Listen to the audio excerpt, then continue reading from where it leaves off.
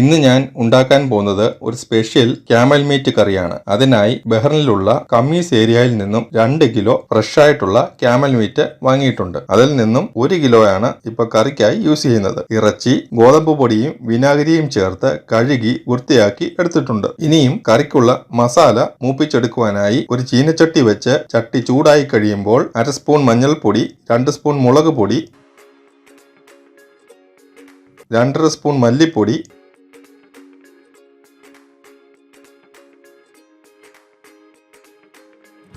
1.5 spoon meet masala ഇത്രയും ചേർത്ത് നന്നായി മൂപ്പിച്ചെടുക്കുക.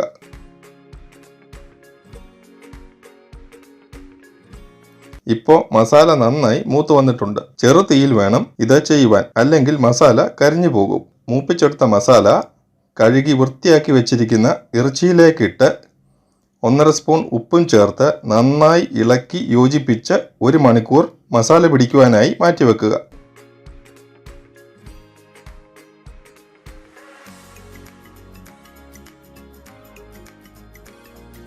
ഒരു കുക്കർ വെച്ച് കുക്കർ ചൂടായി കഴിയുമ്പോൾ ആവശ്യത്തിനുള്ള വെളിച്ചെണ്ണ ഒഴിച്ച് കൊടുക്കുക. എണ്ണ ചൂടായി കഴിയുമ്പോൾ ഓൾ സ്പൈസസ് ആഡ് ചെയ്യുക. 2 സവാള ചെറുതായി അരിഞ്ഞത്, 1 കഷ്ണം ഇഞ്ചി നീളത്തിൽ അരിഞ്ഞത്, 6 അല്ലി വെളുത്തുള്ളി ഇത്രയും ചേർത്ത് നന്നായി വഴറ്റുക.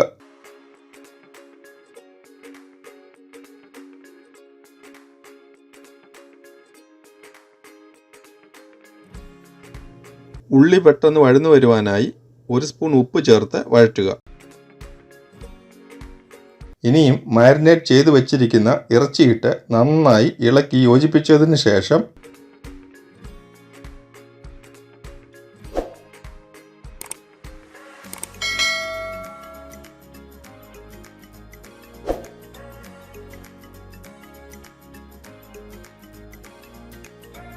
ഒരു തക്കാളി ചെറുതായി അരിഞ്ഞത്, അല്പം കറിവേപ്പിലയും ചേർത്ത് ഇളക്കി യോജിപ്പിക്കുക.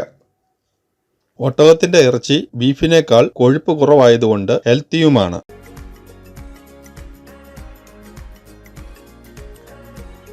രണ്ടര സ്പൂൺ ഗരം മസാല,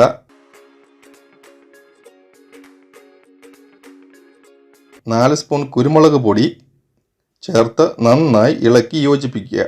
ഒട്ടകത്തിന്റെ ഇറച്ചി വാങ്ങുമ്പോൾ അല്പം ഇളപ്പമുള്ള ഒട്ടകത്തിന്റെ ഇറച്ചി തന്നെ വാങ്ങണം, അല്ലെങ്കിൽ ഇറച്ചിയിൽ നാരുകൾ പോലെ ഉണ്ടാകും.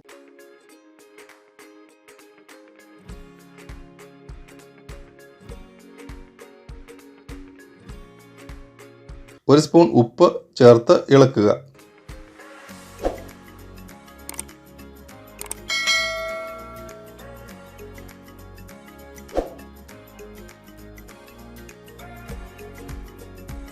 ഒന്നര ഗ്ലാസ് തിളച്ച വെള്ളവും ചേർത്ത് ഇളക്കിയതിന് ശേഷം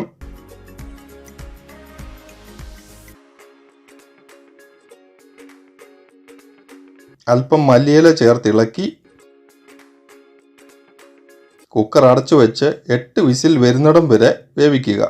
ഇവിടെ ഞാൻ ചാറോട് കൂടിയാണ് എടുത്തിരിക്കുന്നത്. ചാറ് വറ്റിച്ചു വേണ്ടിയവർ ചെറുതീയിലിട്ട് ചാറ് വറ്റിച്ച് എടുക്കാവുന്നതാണ്. ഇത് പൊറോട്ട, അപ്പം, നാൻ, കപ്പ എന്നിവയുടെ കൂടെ കഴിക്കാൻ നല്ലൊരു കോമ്പിനേഷനാണ്.